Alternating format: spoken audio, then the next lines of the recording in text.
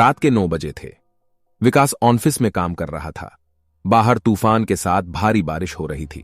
विकास एक जमीन के प्रोजेक्ट पे काम कर रहा था। काम में व्यस्त होने के कारण उसको वक्त का पता ही नहीं था। जब उसका काम खत्म हुआ तब घड़ी में 10 बज चुके थे। बैटरी कम होने के कारण उसका मोबाइल भी थोड़ी देर में बंद हो गया। जब वो बाहर निकला था तो उसके होश उड़ गए। काली अंधेरी रात थी, सुनसान रास्ता था और आसपास में कोई नहीं था। तूफान के साथ तेज बारिश गिर रही थी। भारी बारिश की वजह से बिजली के खंभे से सारी बत्तियां भी बुझ चुकी थीं। विकास ने जैसे तैसे करके अपना स्कूटर निकाला और अपने घर की ओर जाने लगा। कुछ देर बाद अचानक रास्ते में एक बिल्ली दिखाई दी, इसलिए विकास ने स्कूटर को ब्रेक लगाई। लेकिन ब्रेक लगाने के बाद विकास का स्कूटर वहीं पर ही रुक गया। विकास ऐसी अनुभूति हुई जैसे मानो उसका स्कूटर किसी ने जकड़ लिया हो। विकास स्कूटर से उतरा और काफी बार प्रयास किया, लेकिन स्कूटर चालू ही नहीं हो रहा था। तेज बारिश की वजह से विकास पूरी तरह से भीग चुका था। ठंड के मारे वह कांप रहा था। अचानक स्कूटर बंद होने से उसकी घबराहट और ज्यादा बढ़ गई। वह अपने स्कूटर को साइड में ले गया और डर की वजह से कुछ देर अपनी आंखें बंद कर ली। थोड़ी देर बाद उसको एहसास हुआ कि उसकी पीठ पर किसी ने हाथ रखा है। विकास जोर से चिल्लाया, कौन है? कौन है? मुझे छोड़ दो। उसने पीछे मुड़कर देखा तो कोई नहीं था। उसने सोचा कि शायद उसका वहम होगा। वह बहुत डर गया था। अचानक उसने बत्ती बुझने और जलने की आवाज सुनी और पास में देखा तो उसके स्कूटर की बत्ती जल रही थी और बुझ रही थी। ऐसा कुछ पलों तक चला, फिर बत्ती बुझ गई। विकास को कुछ समझ में नहीं आ रहा था कि अब वह क्या करे। वो कुछ हरकत करता उससे पहले ही उसके सामने एक लटकता हुआ सफेद छाता उसको सामने दिखाई पड़ा। विकास ने डर के मारे अपनी आंखें बंद कर ली, लेकिन वह अपनी आंखों को ज्यादा देर तक बंद नहीं कर पाया। जब उसने अपनी आंखें खोली तो उसके पैरों तले जमीन खिसक गई। उसकी नजरों के सामने एक चुड़ैल थी। उसने सफेद साड़ी पहनी हुई थी। वह डरावनी नजरों से विकास को देख रही थी। फिर उस चुड़ैल ने छाता जमीन पर फेंक दिया। विकास ने देखा कि बारिश की बूंद चुड़ैल की साड़ी पर गिरते ही बूंद लाल रंग की हो गई। धीरे धीरे पूरी साड़ी लाल रंग में परिवर्तित हो गई। यह दृश्य देखकर विकास भयभीत हो उठा और अपना स्कूटर चालू करने लगा। सौभाग्य से उसका स्कूटर चालू हो गया और वह तेजी से अपने घर की ओर बढ़ने लगा। कुछ देर बाद वही चुड़ैल विकास के स्कूटर के सामने आ गई। विकास स्कूटर को नियंत्रित नहीं कर पाया और स्कूटर एक पेड़ पे जाके टकराया। पेड़ से टकराते ही तुरंत विकास की मौत हो गई।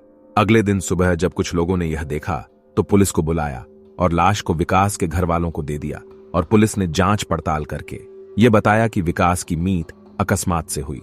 वह तेज रफ्तार से स्कूटर चला रहा होगा और नियंत्रण न रहने पर पेड़ से टकराकर उसकी मौत हुई। विकास की मौत के कुछ दिन बाद ऐसी ही तेज बारिश हुई जितनी उस रात को हुई थी। विकास के 2 खास दोस्त थे, विशाल और विनोद। वो दोनों विकास के साथ ही काम करते थे। रात के 3 बजे थे। विशाल अपने कमरे में सो रहा था। उसको आसमान से बिजली कड़कड़ाने की आवाज सुनाई दी। विशाल ने अपना ध्यान सोने पर केंद्रित किया। अचानक उसको ऐसी अनुभूति हुई जैसे किसी ने उसको एक थप्पड़ मारा हो। वह नींद से जाग उठा और आसपास देखने लगा, लेकिन आसपास कोई नहीं था।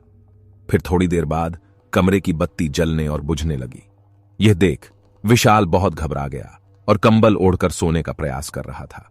उसने महसूस किया कि उसका कंबल कोई पीछे से खींच रहा है। वह जोर जोर से चिल्लाने लगा, मुझे छोड़ दो, मुझे जाने दो। उसके कुछ देर बाद सब कुछ शांत रहा। फिर अचानक खिड़की अपने आप खुल गई और उसमें से एक हाथ बाहर से अंदर आया, जिसकी हथेली पर खून ही खून था। उस हाथ ने कसकर विशाल का गला पकड़ा और उसको मौत के घाट उतारकर रस्सी की मदद से पंखे के नीचे लटका दिया।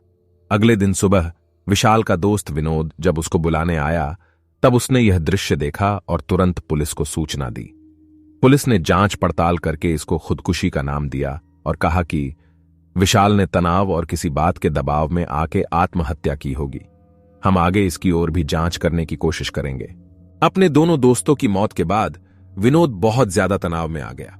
उसको मन ही मन यह लगने लगा कि अब तीसरा नंबर उसका है। उसने ऑफिस जाना भी बंद कर दिया। कुछ दिनों उसने आपको अकेले में रखा, यहां तक कि वह अपने परिवार के लोगों से भी ज्यादा बात नहीं करता था। कुछ दिनों बाद उसको लगा कि अब खतरा टल चुका होगा। तब वह अपनी पत्नी के साथ दूसरे शहर घूमने चला गया।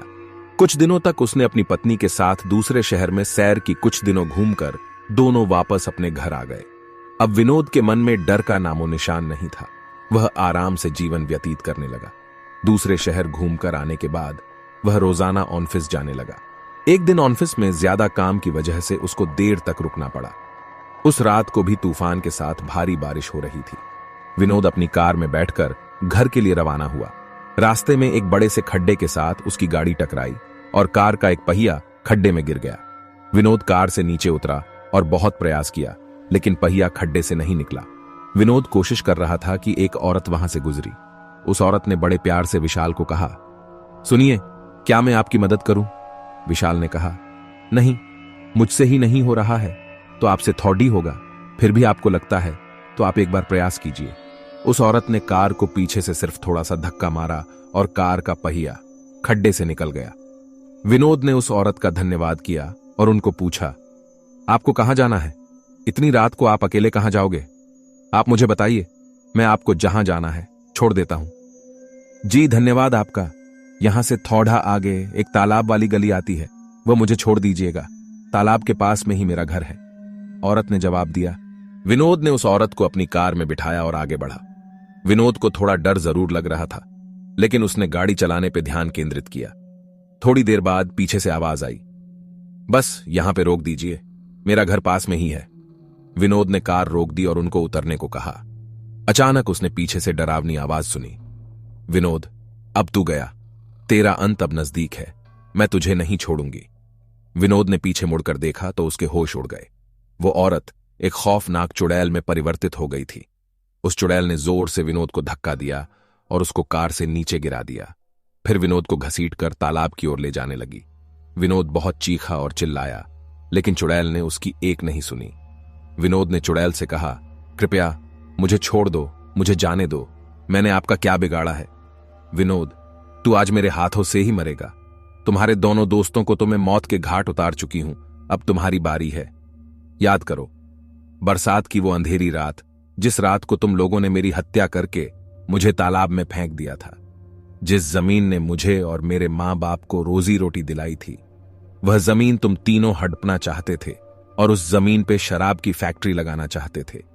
जब मैंने और मेरे पिताजी ने हस्ताक्षर करने से मना कर दिया तो तुम पापी दरिंदों ने मेरी और मेरे पिता की हत्या कर दी और दोनों को तालाब में फेंक दिया। हमारी मौत का कारण लोगों को यह बताया कि हम पानी में डूबकर मर गए हैं। मैं उस जमीन पे कभी भी शराब की फैक्ट्री नहीं चलने दूंगी तथा मैं वापस मेरे और मेरे पिताजी का बदला लेने के लिए आई हूं।